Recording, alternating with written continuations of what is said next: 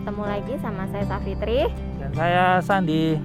Hari ini kita lagi duduk-duduk di taman, ada di dekat apartemen. Sekalian mau ngajak good people ngelihat apa sih yang ada sekeliling apartemen kami. Nah, kita mau bahas apa, Bang? Ini mau bahas Lebaran tahun lalu waktu masa COVID sedang tinggi-tingginya. Oke, karena kita udah mau mendekati Lebaran lagi ya, kita mau ngobrolin gimana sih Lebaran tahun lalu di Singapura. Nah, kebetulan tahun lalu kan saya masih di Indonesia. Jadi Abang tahun lalu masih sendirian ya di sini ya? Ya, saya tahun lalu saya sudah ada di Singapura dan terjebak, saya tidak bisa pulang ke Indonesia juga. Oke, nah kita mau ngobrolin tentang seputar Lebaran di Singapura. Yang pertama yang paling ditunggu-tunggu dari orang kantoran itu kan THR ya. Kalau Lebaran itu pasti udah nungguin THR lah. Itu saya juga paling ngarep-ngarep untuk dapat THR.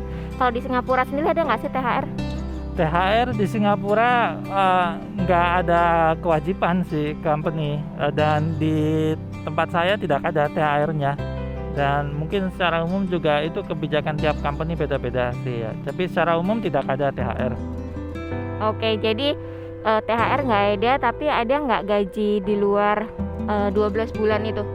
Ada di paling umum itu di Singapura itu ada namanya AWS. Nah, AWS itu gaji ke-13 macam itu.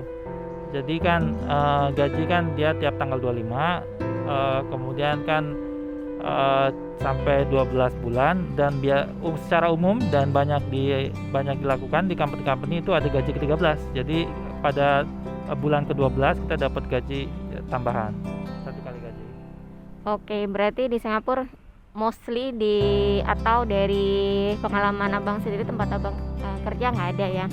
Terus biasanya apa sih dari pengalaman Abang yang berbeda antara kondisi Lebaran di Jakarta, di Indonesia sama di Singapura?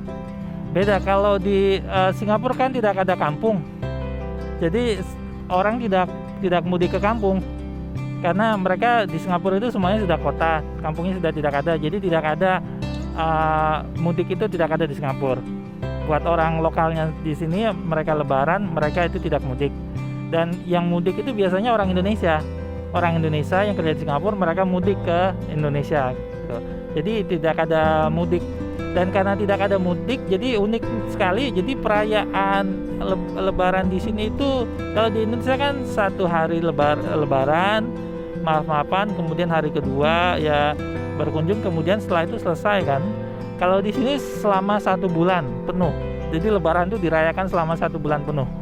Jadi selama 1 bulan penuh itu mereka saling berkunjung, saling bawa makanan dan menggunakan pakaian yang bagus-bagus, pakaian adat, baju koko. Oh.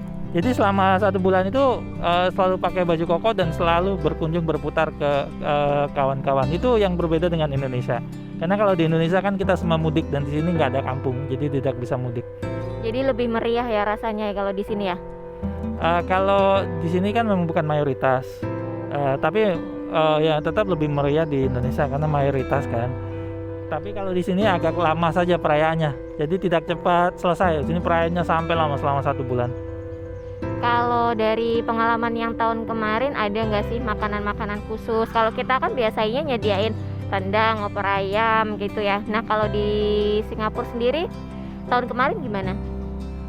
Sama sih, makanan itu tidak beda. Yang berbeda itu rasanya saja. Oke, berarti tetap memang ada makanan khusus yang ditunggu-tunggu ya ketika?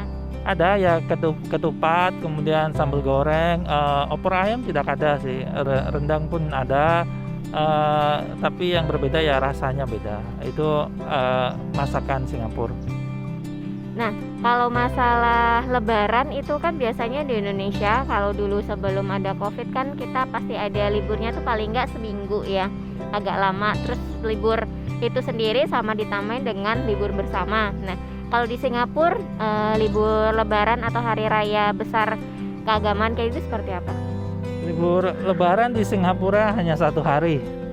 Jadi liburan keagamaan itu dalam 1 tahun hanya ada 2 hari. Kalau di Singapura itu hari raya Lebaran sama hari raya haji. Jadi 1 hari saja liburan secara official. dan tidak ada libur bersama, tidak ada. Jadi biasanya orang yang merayakan Lebaran, merayakan Hari Raya, mereka ambil cuti sendiri. Berarti memang benar-benar nambah cuti dari cuti tahunannya ya? Ya betul, ngambil dari cuti tahunan buat merayakan Lebaran. Oke, beda ya sama di Indonesia ya, karena kalau di Indonesia itu kita cukup semarak, pasti ada pulang kampung. Kalau yang zaman dulu sebelum COVID ya, terus dan liburnya itu biasanya pasti lama, seenggaknya itu seminggu. Nah, kalau yang tahun kemarin untuk pas Lebaran ketika ada COVID, pengalamannya seperti apa? Ya waktu Lebaran ada COVID itu kan sama seperti di Indonesia, tidak boleh ada sholat Idul Fitri kan. Jadi kita tidak boleh sholat Idul Fitri, kemudian juga tidak boleh berkunjung.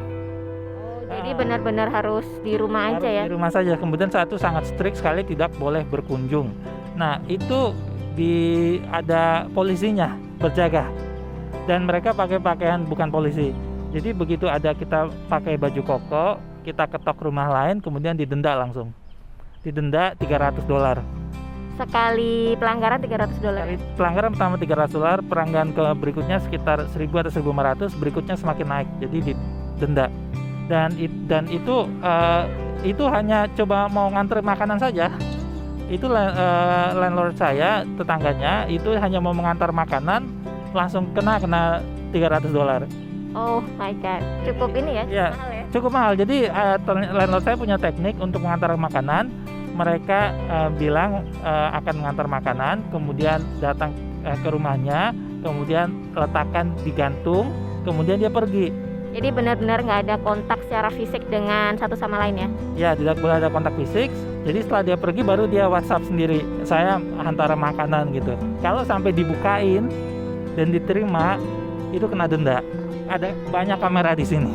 Oke, jadi gitu ya. Karena tahun lalu itu Singapura untuk COVID masih fase ke-1 atau ke-2 ya? Wah, sudah orange, warnanya udah fase yang tinggi saat itu. Yang sudah tidak terkendali, orang tidak boleh masuk kantor lagi saat itu. Awal-awal Lebaran. Benar-benar yang masih masa striknya ya. Kalau yang sekarang kan udah agak mendingan nih, tapi kita kembali ke fase 2 kan? Iya. Ya, sekarang sudah agak longgar, tapi kita mulai kembali ke fase 2 yang saat itu fasenya benar-benar ya strict. Ya, apa yang ada orange, ada alertnya sampai warna orange gitu. Artinya sudah nggak boleh keluar rumah kecuali untuk hal-hal yang penting, cari makan atau apa. Oke. Nah, kondisi saat ini kan di Singapura juga alertnya meningkat lagi ya, setelah kita kemarin udah masuk fase ketiga, sekarang itu kita mundur di fase kedua. Nah, kita masih belum tahu nih apakah nanti Idul Fitri bisa sholat Id bareng-bareng di masjid atau enggak. Kita masih nunggu pemberitahuan dari pemerintah. Cuman memang pemerintah Singapura ini cukup ketat dan responsif ya untuk merespon isu-isu ataupun kondisi terkini COVID ini ya. Ya, karena di Singapura cukup bagus penanganannya. Itu benar-benar penanganan yang mulai dari tak terkendali, mulai tiap hari ada 1.000 kasus baru, kemudian sampai pelan-pelan 0 kasus. Dan sekarang mulai ada kasus lagi, begitu ada varian India, mereka langsung take action lagi kan. Karena sangat penting, mereka sudah mulai take this seriously. Oke, dari abang ada lagi nggak yang mau diceritain ke good people? Saya rasa sih situ aja, good people. Semoga di masa COVID ini semuanya kita makin sehat. Jangan lupa juga walaupun COVID dengan segala macam situasi, kita harus tetap semangat. Jadi sehat dan juga semangat. Jangan lupa tetap jaga protokol kesehatan, karena itu nggak hanya melindungi diri kita sendiri, tetapi juga melindungi orang-orang yang di sekitar kita. Jadi kita benar-benar nggak boleh jadi manusia yang abai ya dengan lingkungannya. Ya, betul. Makasih good people, sampai jumpa di video berikutnya.